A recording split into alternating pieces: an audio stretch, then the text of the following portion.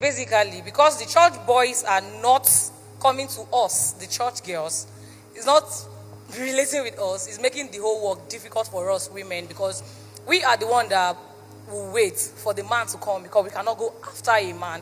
So now we are getting old and like we are aging by the time, and these guys will just come and they have this boldness more than the church guys. I don't know if they smoke those their stuff. They will just, you see a guy of 20 years. Come. Yeah. Come close, come. You said they will smoke or something. Talk to me.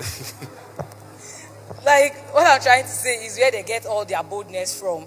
Like, you see a guy of... Talk to me about where they get it. That's why. Maybe from what they smoke, I don't know. Because I don't understand and why... church boys don't smoke those They don't smoke, so I don't know, because the boldness is not there. So I don't know why a 20 years old boy, you see a lady like me and he will be like, I like you. Like, this is something our church boys don't do. We will bath in the morning, we'll dress up, we'll use our perfume and all. We'll come to church and we'll be expecting these guys to come. And they will not. And these guys outside, they just come and they have this boldness. So my question is, how do we cope with guys that they are spiritual, but they are just lukewarm. They are not all that spiritual. And they like us. And we, in the other hand, we are spiritual and we like Jesus. And it's very difficult to drag them to church. So now how can we balance this thing? Since the church boys are not coming, and these ones, we cannot chase these ones all the time. And me, I'm not called to be an evangelist with dragging guys to church. So how do we balance it? That's my question. Oh my God. And church boys, they think they smoke. All right, so let me attempt that issue. You see, church guys, our major problem is that, for instance, someone like me, I gave my life to Christ when I was barely 15. So I was just trying to start life when I gave my life to Christ. And then the way we were taught, don't touch a sister, don't play with a sister. You know, understand? Be careful. So the way we were raised as guys, it was such that we were not socialized. Many of us guys who grew up in church doesn't have what we call social intelligence. Because church is not a place for socialization. Do you get it? We didn't grow in the world. We went to school. Even in school, there's school fellowship. So everything around us is about church. Then we get home, there's morning devotion. And then you finally end up going to university again, there's campus fellowship. Then we now leave campus fellowship, where again, brothers, everybody mind the way you behave, you don't touch sisters. So all those things makes us to be less sociable. And then we're not taught about how to communicate to sisters. First, don't forget that in the church, our desire, any desire for a woman, he that thinks about a woman in his heart has lusted after her. So first, the thought of a woman should not enter my heart. The moment it enters, I kill it. Are you getting what I'm saying now? So until when I am now ready for marriage, that's when I start saying, Father, who do I marry? At that point, I start allowing the thought of a woman to come in, maybe Sister BC. Now, let's assume Sister BC is the one. How do I approach her? I have not been taught. Yeah. That is when most guys suddenly realize that their social intelligence is very low. Spiritual intelligence very high. They can speak in tongues around you, but just to tell you I love you, they don't know how to say it. So they'll be going around and be saying, Sister, can we pray together? Can we reach souls? Sister, can we? Look, sister, I sense a burden. God, I sense that God is calling us to reach nations. Who is we?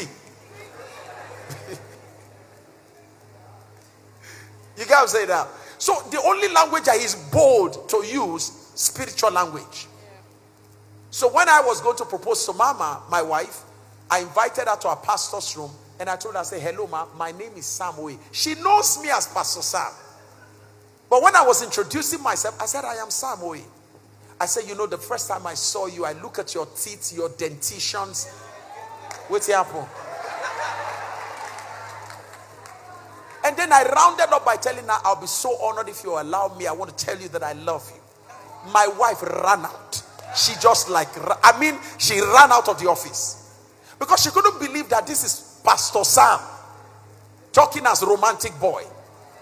But an average Christian brother, if I pick him up now and I tell him to compose a poem for a woman, he will be telling you about Jesus on his way from Nazareth and Galilee.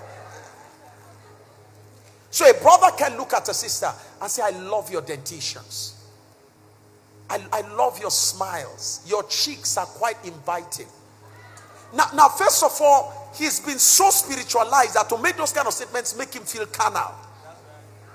So most brothers, if they have their way, they will remove Songs of Solomon from the Bible.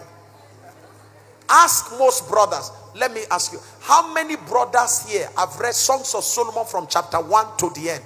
Raise your hand. Raise the proper. Look at that.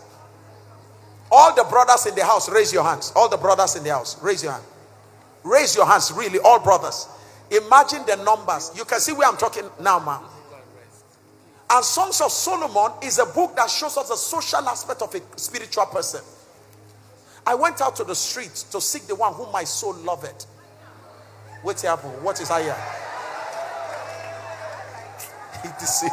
So you can see, I have not even started. Somebody is falling in love already. So our brothers need to learn it. Hello, sir. Teach them. Let them read Songs of Solomon. I saw the one that my soul loved. I went through the streets and the guard men will tell me that the one that your soul loved is not here. And I decided to go after her and all of that. The Shulamite woman, her teeth has this, her cheek has row. Imagine how he described her. Her breasts has. How did he see the breast? Her labs are like this. He gave attention.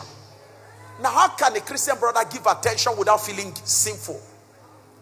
These are where the contradiction comes in. But the unbeliever is an unbeliever. He's a sinner. That one does not need to imagine. He has seen it not by revelation.